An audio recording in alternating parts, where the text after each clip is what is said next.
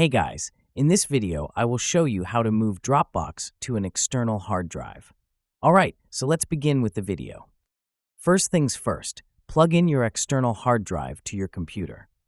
Once your external hard drive is plugged in and ready, move your attention to your computer. If you're using a Windows machine, look toward the system tray in the bottom right corner of your desktop. Click on the Dropbox icon. When you click the icon, you'll spot your avatar, either your profile picture or your initials, located at the top right corner of the Dropbox interface. Then select Preferences. This section is like the command center for your Dropbox account, housing all the settings you might want to adjust. Within the Preferences window, find and click on the Sync tab.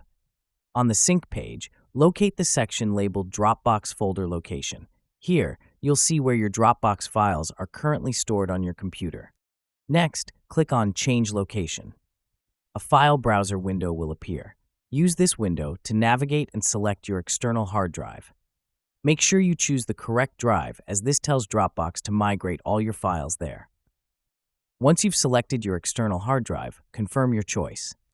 And that's it. So that is how you can move Dropbox to an external hard drive.